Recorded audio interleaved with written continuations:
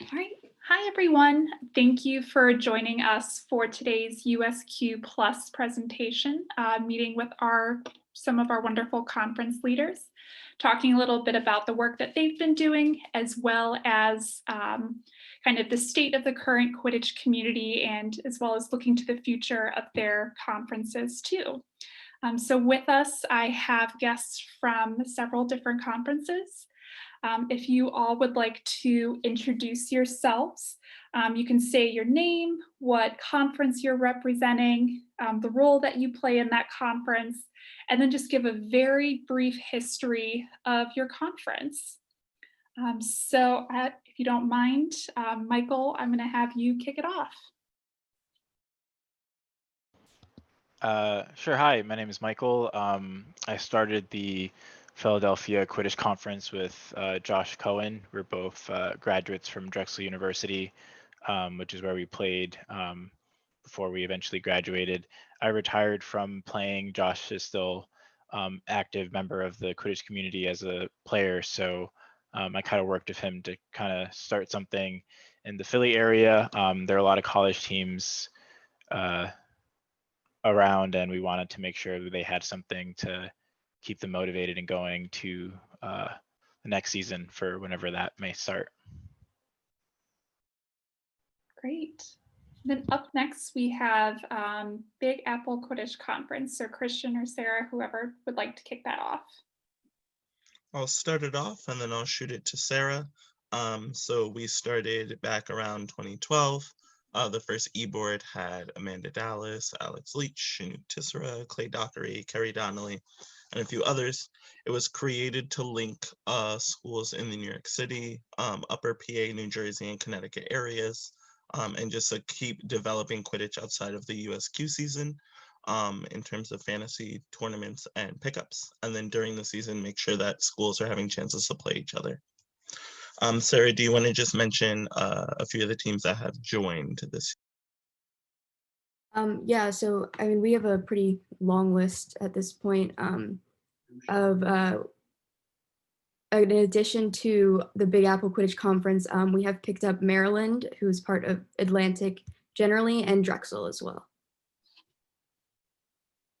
So, yeah. And then in terms of what we're doing right now is, we're trying to keep team communication open, especially between leaders of each team. And we're also planning a trivia night for all of the teams to participate in. And then team leadership training / seminar when play picks back up. Awesome, thanks. So up next, I have Juan with Texas Quidditch Conference. Hey, my name is Juan Martinez. I'm the commissioner for the Texas Quidditch Conference. We're just a brand new one. Struggle to even say we're fully started, but we've got some well-known colleges, University of Texas, Texas A&M, UTSA, Texas State. Their B teams are a part of it as well as Sam Houston State and Baylor University. So there's some sort of legacy Quidditch teams in there. And I started it. I got voted into the commissioner role with Emily Hickmott, Cole Travis, Alejo Enriquez, all helping support and run that conference with me. And then finally, Maggie, if you could introduce yourself.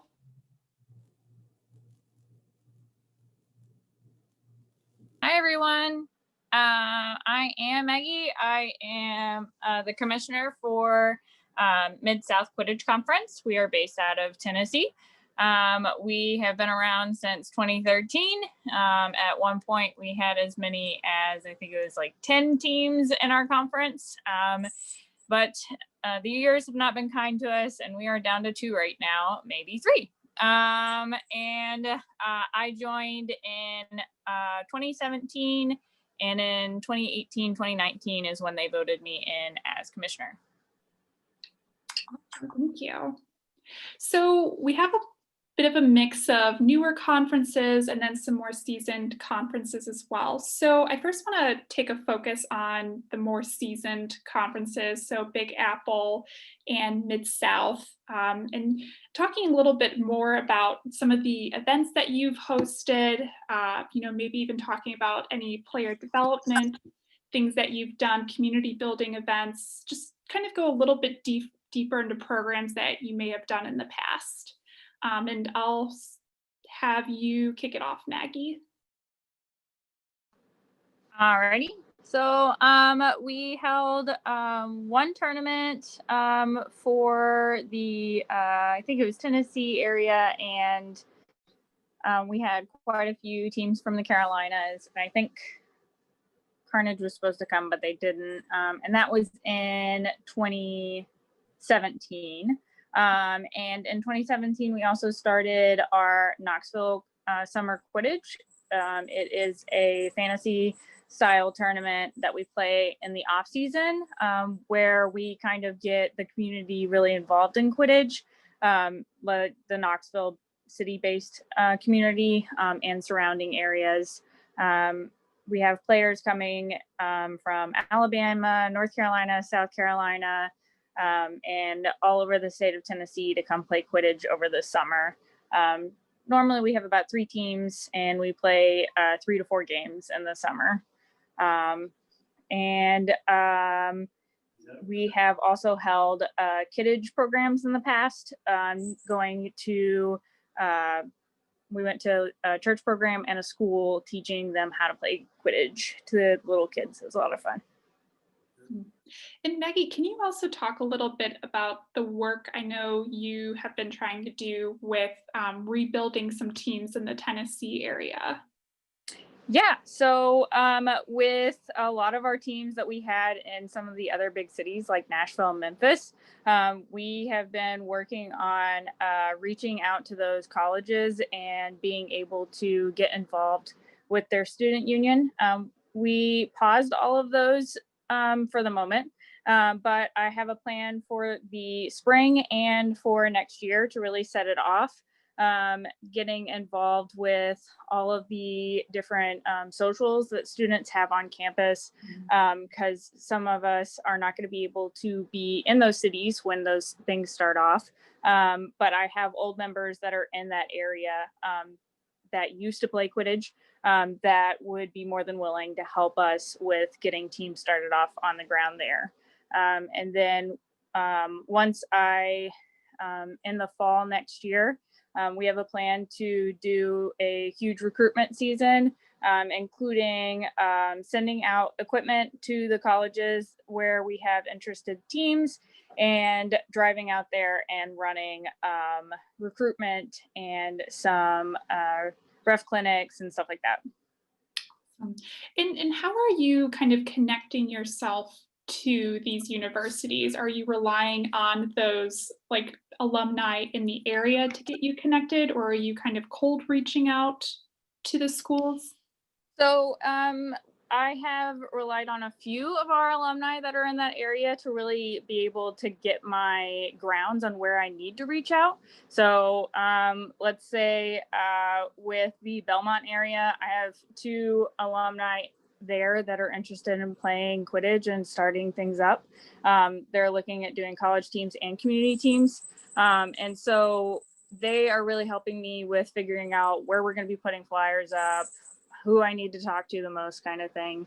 But with some of those other schools, we kind of just sat and we talked and we were like, how did we get interested in the sports that we played in college and who would we contact? And so I plan between me and my co-commissioner, what we're going to be doing is sending emails out to all the student unions, the student affairs, getting contacts with them. And we're also going to be reaching out to resident hall associations, because resident halls really get a lot of people involved in sports and clubs because they put up the signs and they help out with that stuff.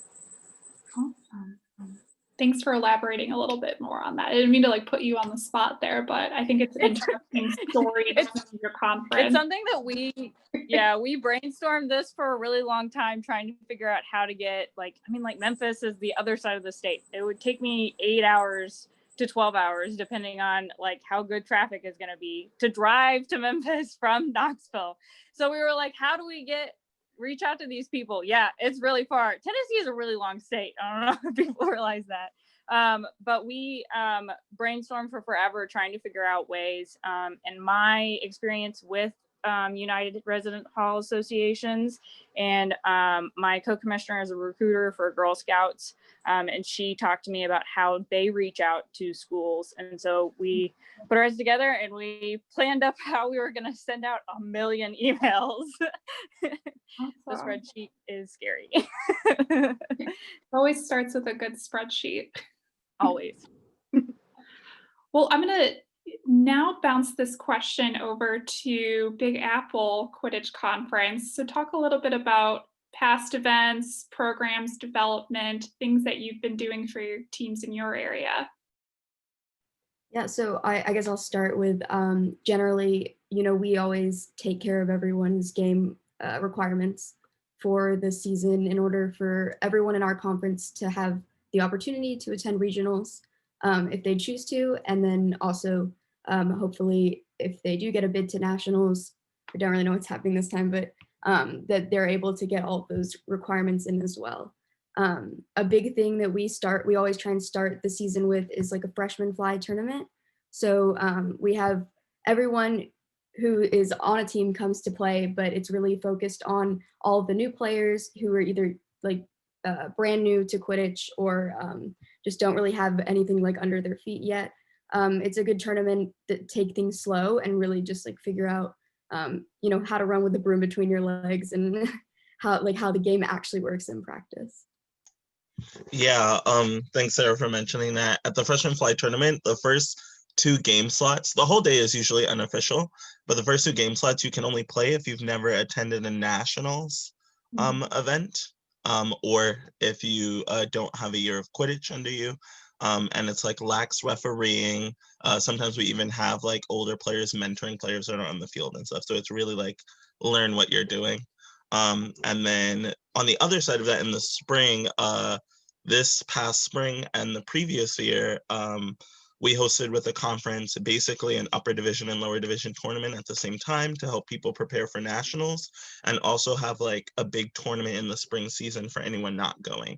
So like NYU has been one of the strongest teams in the conference, and both years it's given them a lot of training because it's usually 2 or 3 weeks before nationals that they can come and play against another and a lot of other good teams. We do reach outside the conference at times. And then at the same time, we have a lower division tournament where like NYU's B team, the New York Pigeons, who did not go to nationals these past 2 years, got a tournament in the middle of the season that they could go to and compete. And we match people up with basically other teams around their strength area, which is really good. Sarah, do you want to take like the end of your tournament that we do after nationals?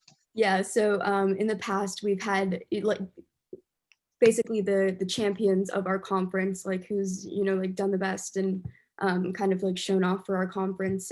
They hold an end of the year tournament. In the past it's been NYU.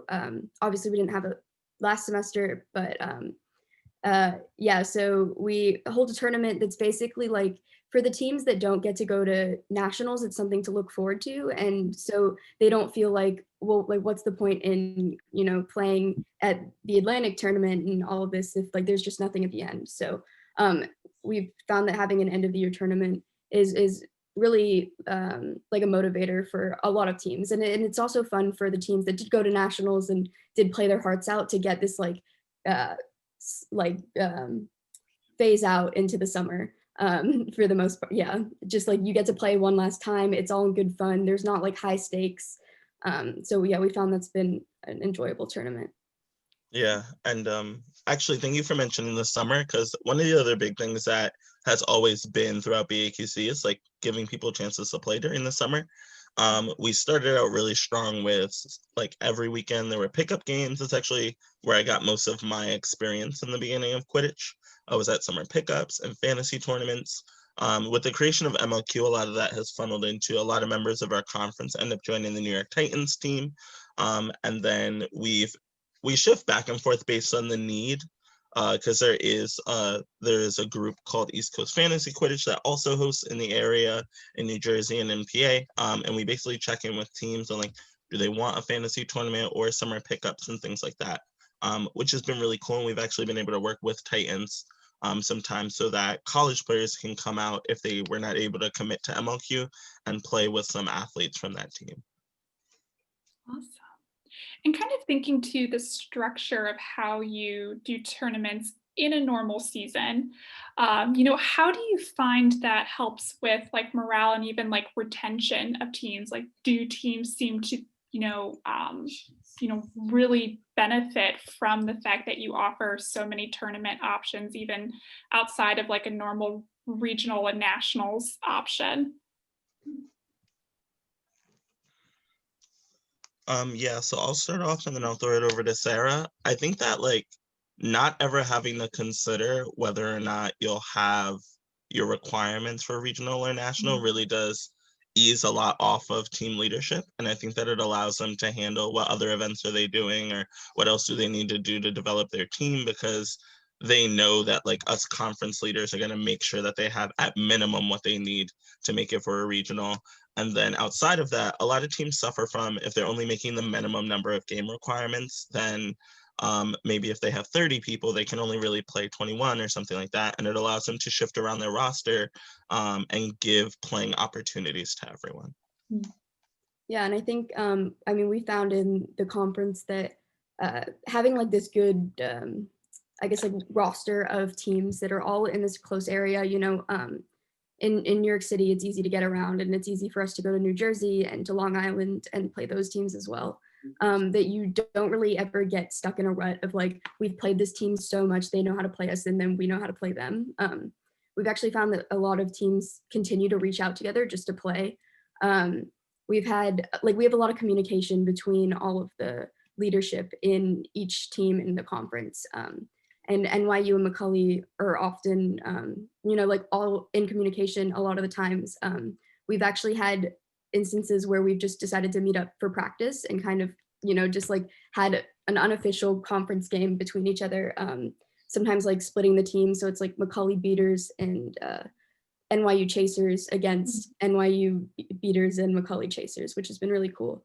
And we've also just had like a good opportunity for everyone to kind of meet each other, make friends between within the conference and between the teams.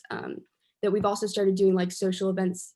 So last year we had NYU go to like a Macaulay trivia night. NYU did win against also that was pretty fun. But yeah, we do have like a really good strong communication going between the conferences that hopefully continues.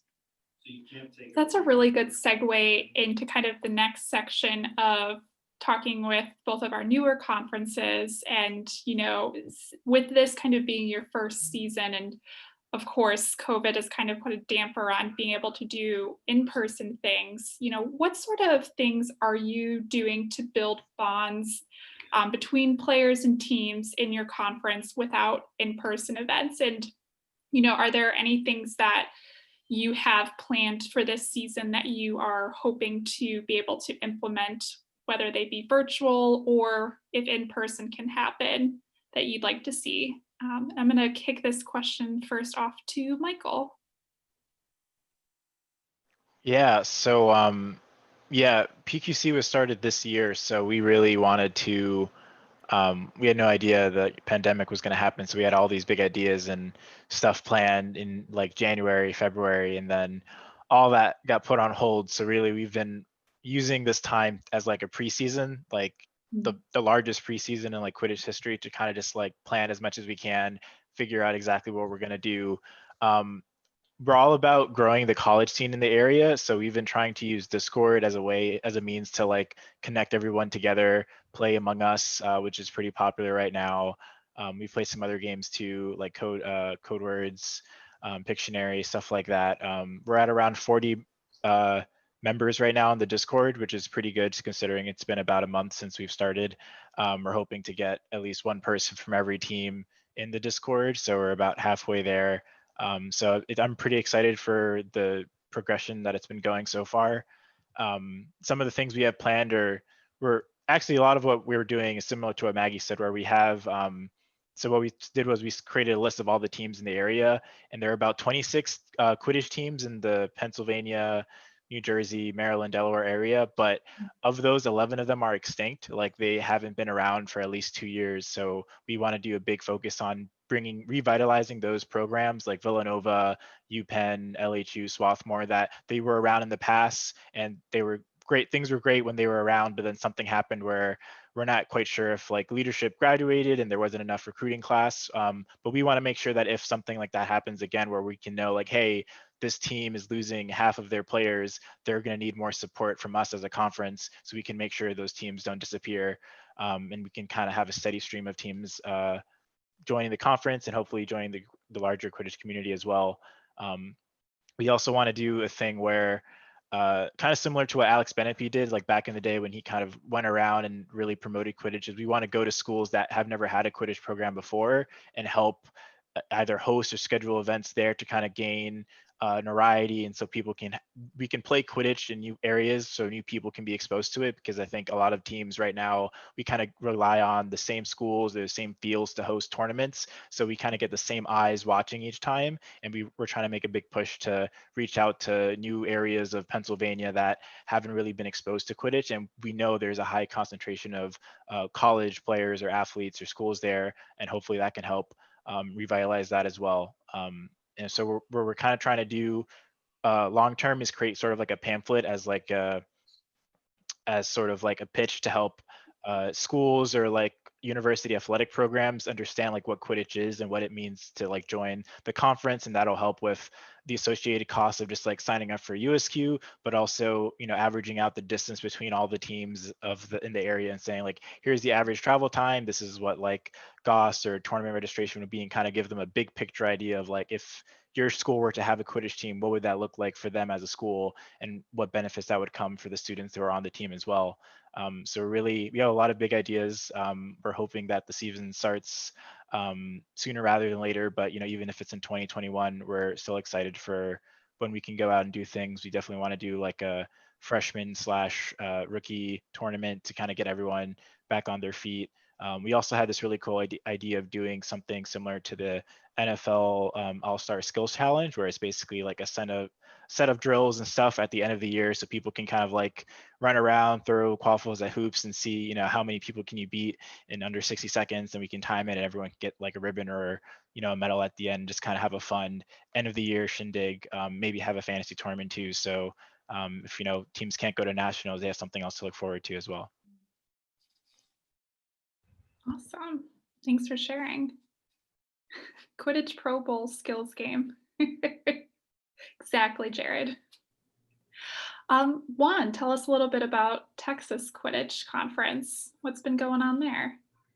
Well, it's fitting that I go after Philly, because what we've been doing is looking at them for a lot of what they've done and then trying to co-opt that for ourselves. But yeah, the main thing about Texas is, you know, like I said, we've got a lot of storied programs in our state boundary. We may not be as long as Tennessee, but we are very broad. You know, I think we've got no less than, well, Austin's very central. So the University of Texas has a really good range, a lot of schools within range, but most of these other schools are no less than 3 hours away in any direction from each other. So it'll be really interesting to see like how much they want to interact with each other. I think that's something you'll see a lot, and especially like the Big Apple or possibly the Philly conferences. What we're seeing a lot right now is that these schools like to sort of sit in their silos and build their own sets of community, or a sense of community. So we're just kind of trying to nurture that. We're not trying to, because it's so dead right now, is we're just kind of sat back and said, okay, like, let us know the things you need to ensure that you guys would be successful there. But recruiting classes has been pretty decent. I think that just because there's nothing else to do, a lot of students are looking for that social interaction. So Texas has been pretty decent about holding on to or actually gaining new players. I think we also had really big ideas when this all started. We actually didn't start until the pandemic started, is when we committed, and we were like, this will be 4 months and then we'll get started back to Quidditch. So we underestimated how long this would last, but otherwise it is a really long preseason. It's given us time, and almost to the point where it's too much time. So we've scaled down what we're doing. We were doing a lot of outreach. I was making videos, trying to get them involved and doing like video breakdowns for sort of unheard players or unheralded, lesser known. So I personally love the idea of doing a lot of just sort of digital media engagement with a lot of new players.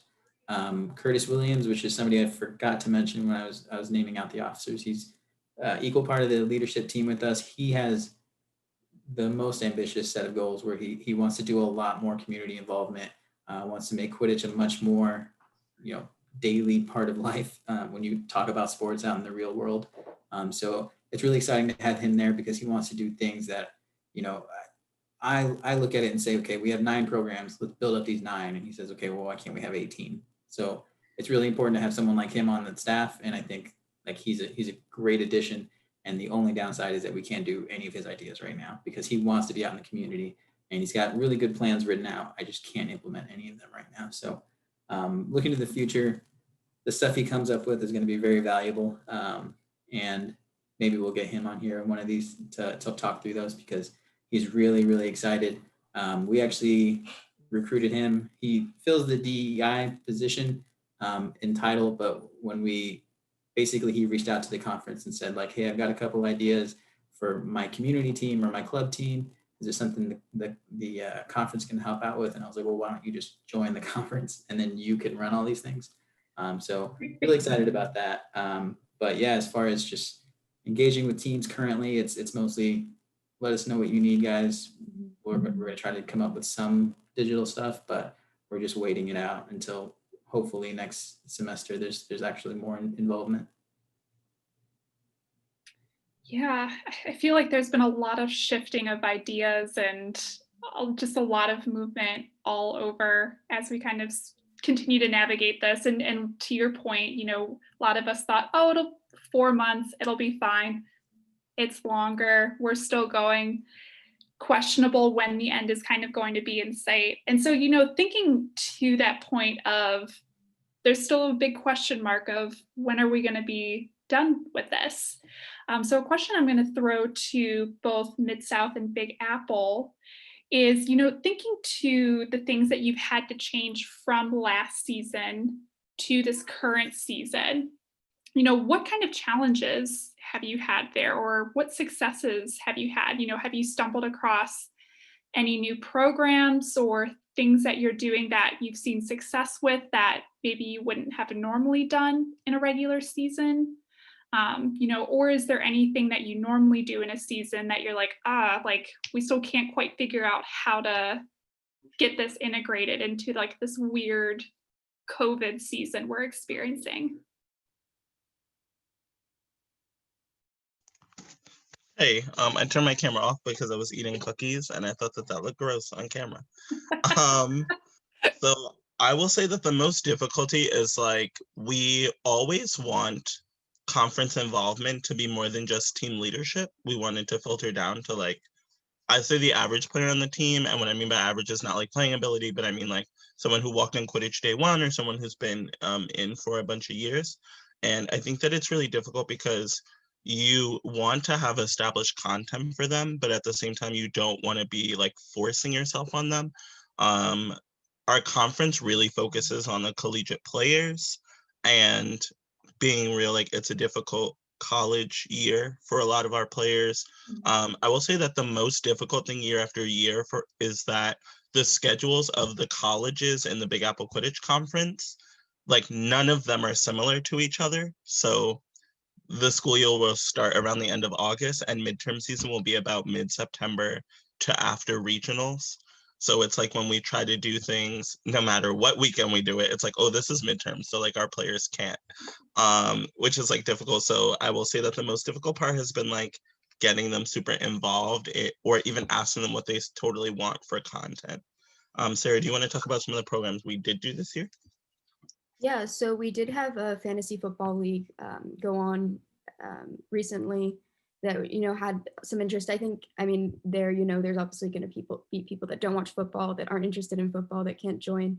But, we're also working on like referee development. And like right now, if you can't play, especially if you're new, it's kind of hard to figure a lot of that out. But for the referee stuff, it's learning it, like learning the rule book, going over everything. So we found that that's something that you can definitely be working on from home behind a computer. If you learn the rules, that is going to give you like a solid foundation. And I think in the past we have had a bit of trouble with people wanting to become referees and actually wanting to stand out on the pitch and do that and wanting to take the time to learn the rules.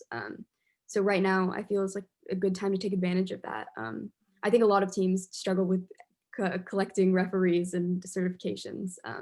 But right now I think it's a good thing to look at, especially for younger college players that would, learn it now, and eventually they'll be great whenever we can play again.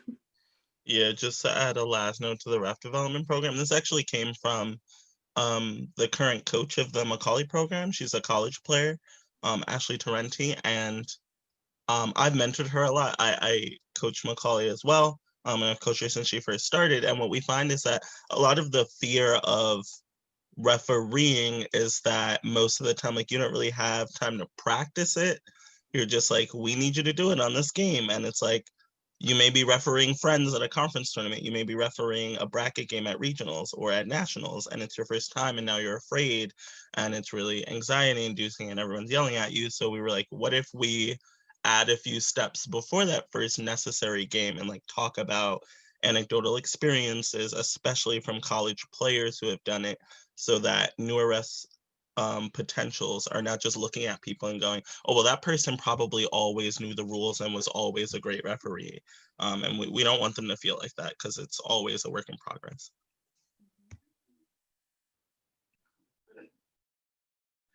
So mine is sad. We've done a lot of online stuff trying to get people in to do like weekly game things online, so like Among Us and stuff like that. But the college team is essentially not able to do anything right now. University of Tennessee is not great. They had to shut a whole dorm down for quarantining, so there's no playing happening there right now. And the club team, we have been able to do very small, like 10 people, in-person socials kind of thing, where we just kind of get together and talk about plans and do stuff like that. But most of our stuff has been like online game night things. But we do have a plan, hopefully, to do a dramatic reading of the rule book soon. So where everyone's going to take a section and just try to have fun with it so that we can kind of learn the rules. We have a few people trying to get their ref certification. So that's going to be a good way of us just like sitting down and reading it and not being like just reading words on paper. We're going to have some fun with it. So.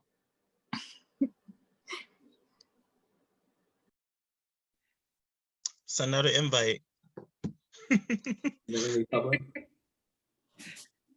Okay, when I get everyone scheduled, I'll send you guys an invite. We'll do a Zoom dramatic reading. And I think at the end of it, we plan to do like comparison wise, because we do have some older players on our team that haven't even read past like, rule book 11. So getting some of our older players back into, I know, Michael, I saw that laugh. They are very behind on their rule books. And so getting them back into reading the rule book and getting ready for the season so that hopefully they will be up to the task of helping with reffing and stuff like that. So this is probably something people probably know about and have probably utilized, but I learned earlier today that there's a tool out there that you can upload PDFs and it'll turn it into an audiobook for you.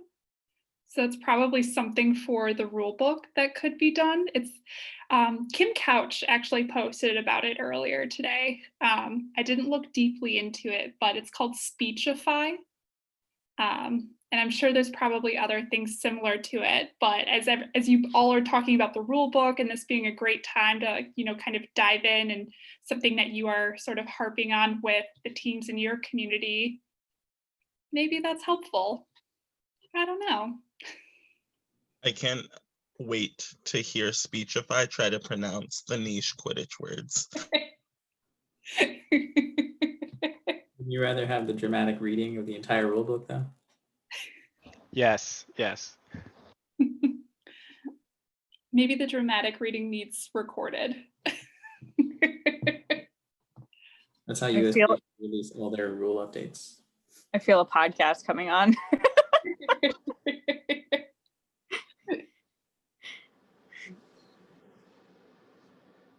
Bouncing back over to Texas Quidditch Conference and Philly Quidditch Conference, can you both elaborate a little bit more on sort of like the challenges that the pandemic has presented with both of you, in terms of interactions with teams? I know, Juan, you were kind of diving into that a little bit when you were chatting last.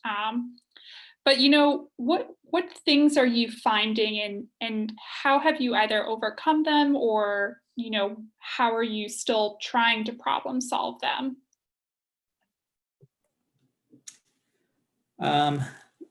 It's just, we have 9 teams, and they're all so different. I think the only word I can give to UTSA is that they're very proud, and they don't want a lot of involvement. They want to be part of the conference, and I think part of that is part of what's driving that is just that their competitor teams are already in the conference, and so it doesn't make sense for them not to participate. So they want to be in there for that. But yeah, I've reached out multiple times to try to see, like, do you want to do this? Not great thing, but it's kind of fun. You could play along with us here, and it's a very curt no. So I think the big thing for us is because we have 4 or 5 different leadership, and we've just got really good connections with we're a cavalry. We have a really, really great relationship with the University of Texas, Texas State, UTSA, all the way to A&M. Like, we've got coaches on cavalry that are built into all of those different programs. And so for us, it's very much like your leadership, we're already friends. We play games with them. We just send them messages. We work out together. All of that's already in place. And so maintaining that and seeing if there's anything that they need is a very easy thing for us to do. It's that extra step that I think a lot of the other conferences are doing, where you're building out a little bit more community with, as Christian said, like the average player on any of these given teams. Like, I may know the leadership. I've never met any of these freshman players. All these new recruits, it's great numbers, but I don't know what any of them look like. Texas State has done a good job of making their own posts and trying to get them some recognition. And we've done whatever we can to just engage, just from the team account, from my personal accounts, just trying to say, like, you're doing social media, let's amplify that a little bit. If it just gives you 2 more eyes on it on your social media, that's helpful.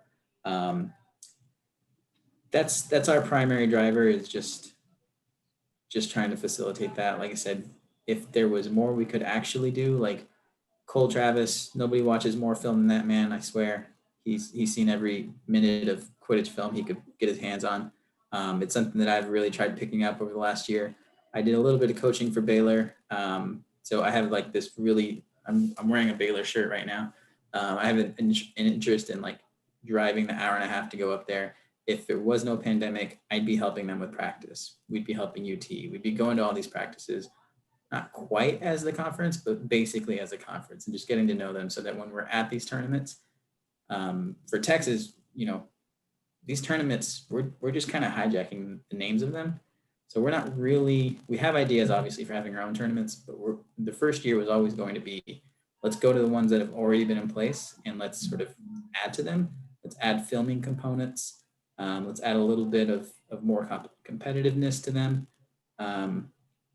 And so that, yeah, that first year was always going to build up clout, in my opinion. And without that, it's hard to say like engage with us socially, because next year will be good. So yeah, that's my struggle, and I don't want to say overcoming it because I think that's too strong a word, but that's what we're going through.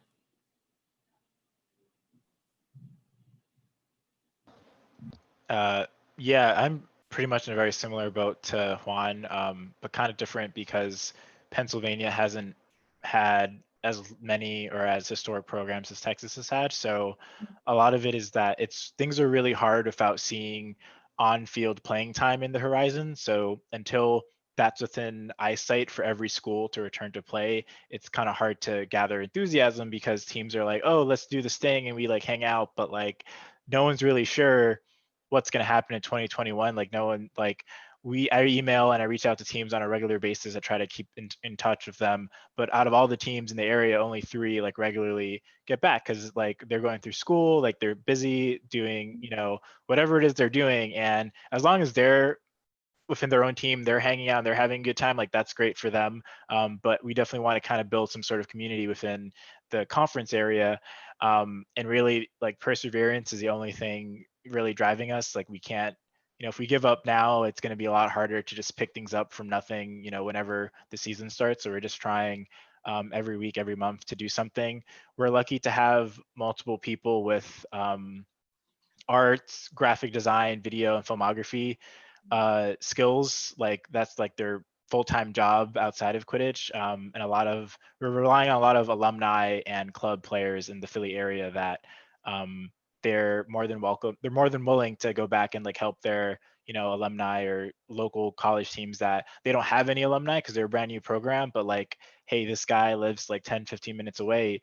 You know, he's down to go out and help. So we're trying to build those connections to see who's in the area that knows about Quidditch or wants to help out. How can we make those connections to help people, you know, run a practice or do drills or workshop? But of course, until we can actually do that, we're just kind of sitting on all this information and emails and phone numbers, and we're just like, hey, this is this person, can't meet yet, but maybe you will someday.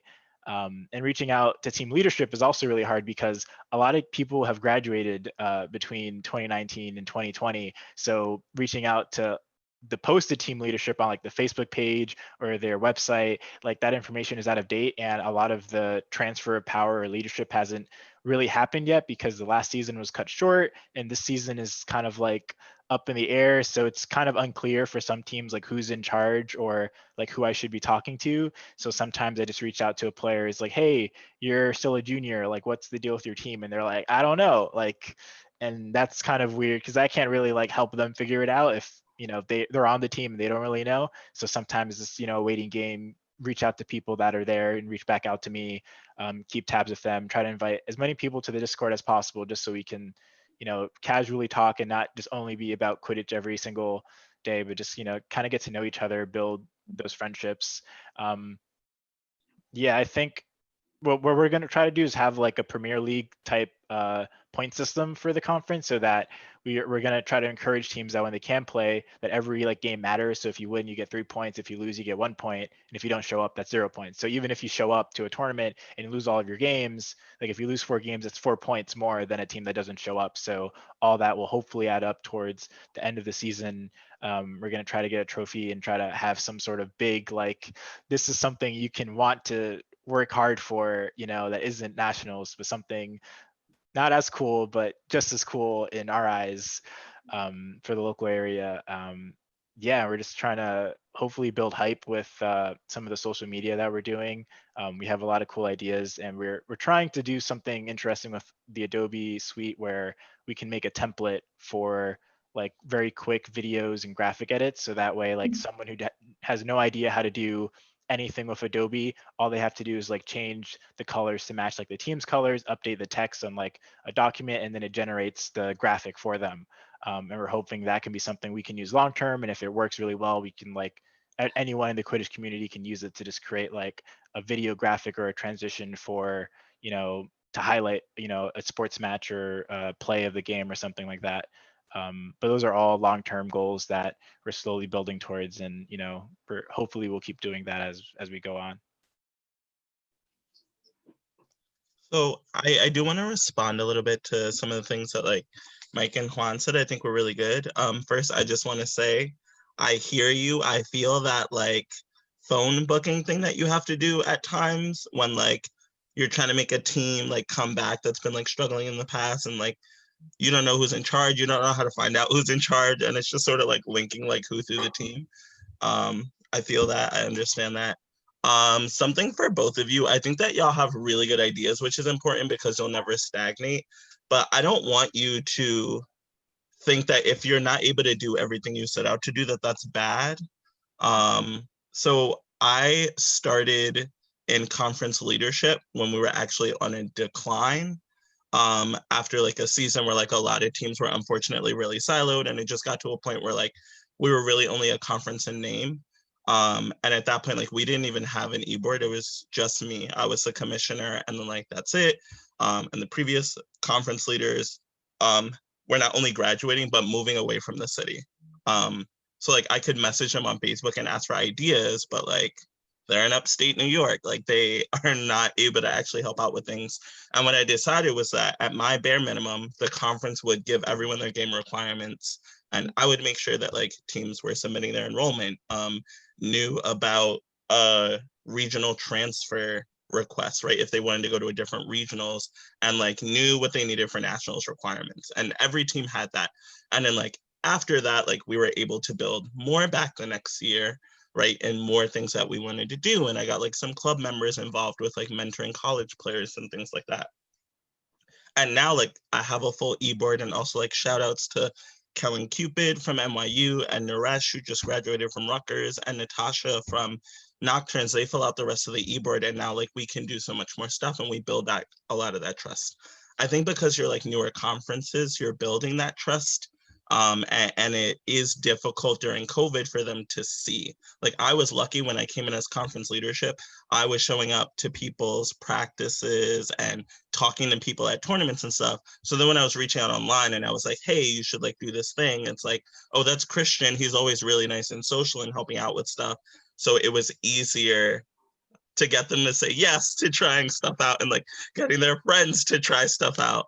But it is really great to like hear that a lot of your drive is not in like a competitive nature as a conference, but it's about like helping people form, which is really good. And then I posted in the chat, but we actually have a formula for like points that was created and then edited because NYU kept beating everyone in the conference.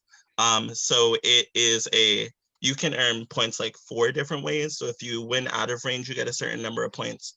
Win in range, you get a certain number. Lose in range, you get a certain number, and then lose out of range. And then because we have enough teams to have an A division and a B division, it's different points if you're in the same division or facing someone of the division above you or division below you. So it averages the points out a lot better, so that it's not just if one team is just winning against everyone else, still conference wise you can be in competition. That's really cool. Yeah, I'd be interested to look at that. I don't know if we're gonna have enough for 2 divisions, but I hope whatever number we do have, we'll try to get them into it. Yeah, if Philly adopts it, we'll adopt it. We should just move Pennsylvania and Texas together. We'll share a banner. Hey, conferences is a collaborative thing. If it ain't broke, don't fix it. Ohio can come too. We can just move all the states together, just form our own bubble. I love it. So we have about 10 minutes left. So I wanted to open up this conversation to everyone on the panel, talking a little bit about what benefits do you think conferences provide for our sport? I'll go first just from the Texas perspective. Like I said, I did a little bit of coaching for Baylor, and I think that when you get into that middle to lower end of, I don't really know how to describe it, but if a team starts to struggle, which Baylor kind of fell into that realm last year, you had their leadership in place, but there was some reluctance to sort of have some of those responsibilities. I mean, they've hosted a tournament every year for years. And that was just like another thing that they had to deal with. So our main pitch was, I'm 5 years in. I don't think there's anybody less than 5 years in the leadership position. Like, we're here to run your tournaments. If you're not ready for that, we're here to let you be as in charge of your program as you want to be. But anytime you have new leadership, we're pretty much here to take that responsibility for you, facilitate the interaction between the regional coordinators and the teams, manage if Baylor needed a couple extra games to qualify, so that they were looking to set up like an additional small one-off tournament or event so that they could do that. That all of those extra responsibilities are things that the conference can take on for you. That's been my pitch this whole time, as like year one benefit that we can provide.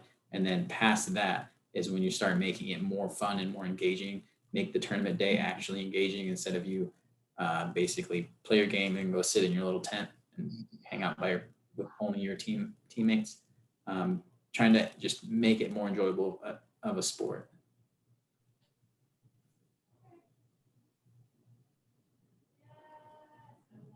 But that's just me.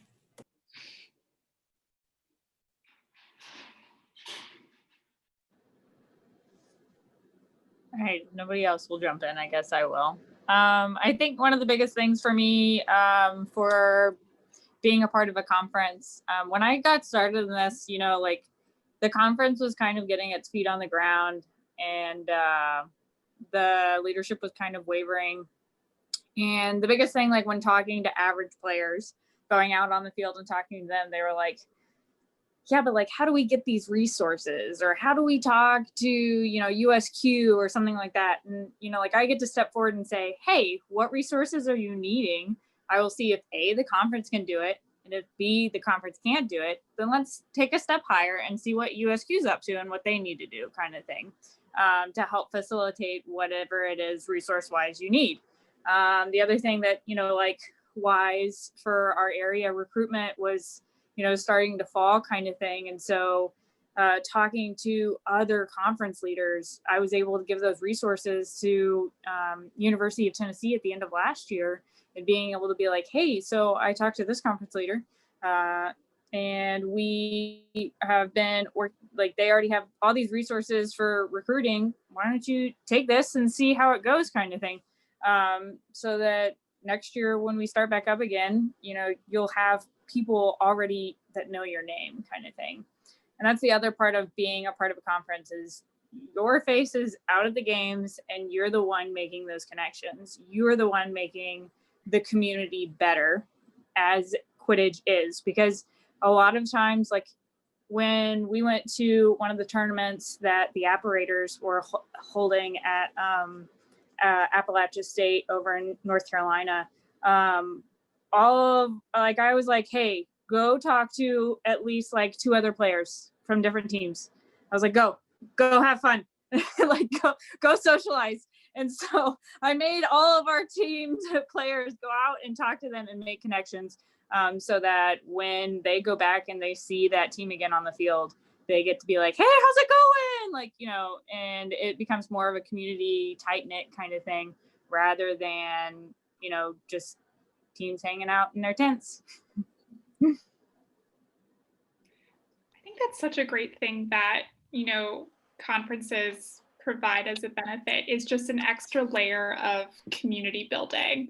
Like while USQ is able to provide things at the regional and national level, I think having conferences come in and provide things at the local level really just adds a whole new level of the sport, how people interact, how people grow.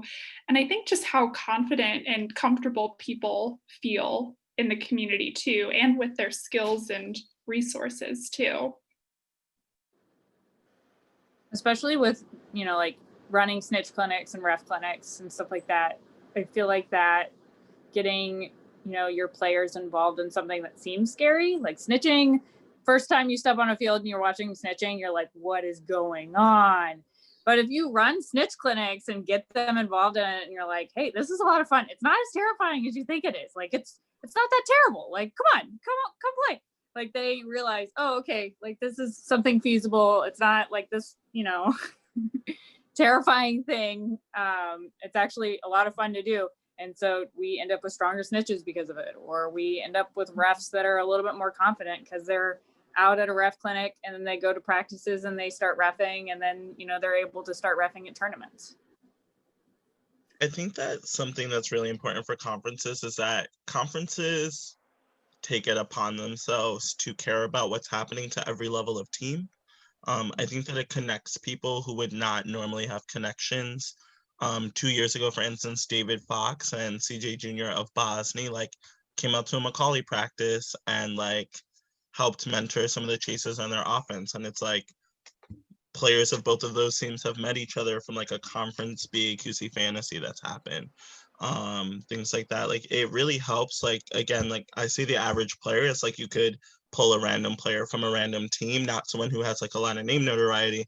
And it really reminds them outside of regionals and nationals, Quidditch is it's all across the country. One player on Macaulay, Jason Agurney, so this year Macaulay competed in Oktoberfest, which is a huge tournament in New York City, that's run by the Warriors program, and they work with Hofstra. And the previous fall in 2018, he went and just watched other people play Quidditch the whole time.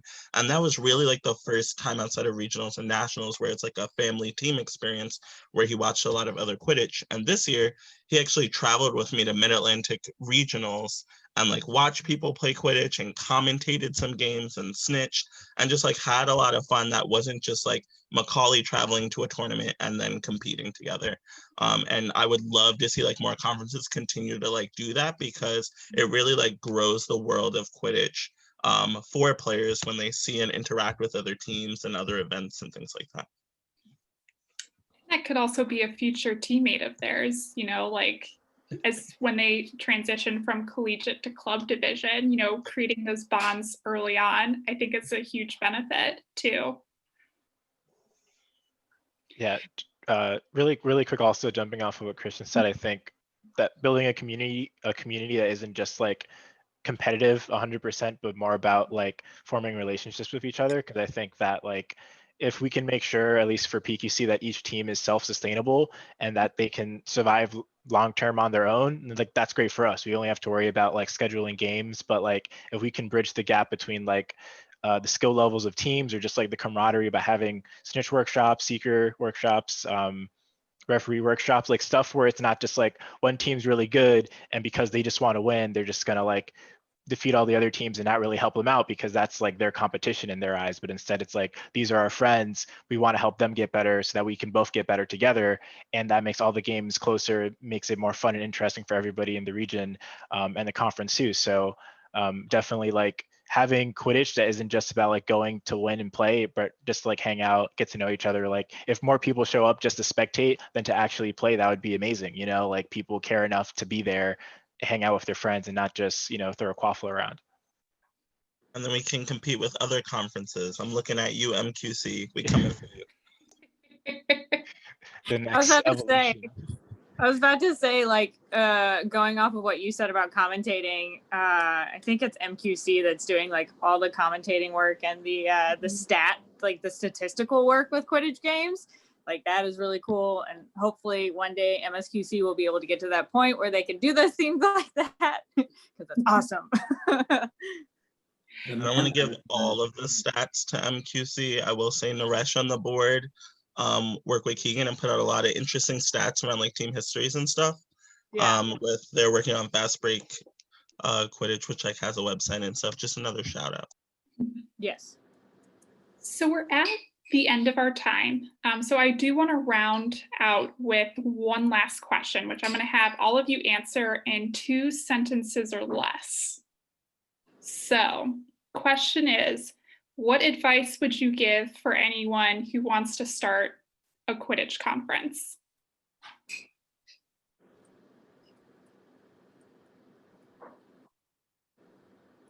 I'll go first. My advice would be to like get as many people involved in that in your leadership roster as possible. Again, look at Philly. I think their roster is like 20 people deep as far as volunteers. I'd recommend that. I jump in by saying, believe in yourself, believe in others, and don't be afraid to ask for help. I'm gonna say don't rely on just playing players, active players to be your volunteers. Also go out and seek in the community volunteers that are passionate about sports and Quidditch. I would say And add try and build as big of an e-board as possible. You know, like the more people you have on board that are helping, the better. That was one sentence, so I'll take one sentence. Get a good social person. Shout out Natasha. She makes us look great online. And when you look great online, you can draw in people who haven't gone to anything that you've hosted in person yet. Well, thank you everyone for your advice, for participating in tonight's conversation, and also thanks for all the work that you do for your conferences. Appreciate you and everything that you do. It's nothing. Stop it. All right, well, thank you again. Hope everyone watching this video / who have participated today, I hope you take something away from it that you find helpful or interesting, or maybe inspires you, or maybe something else, I don't know. So we'll see. But all right, thank you everyone. Have a great evening. Thank you.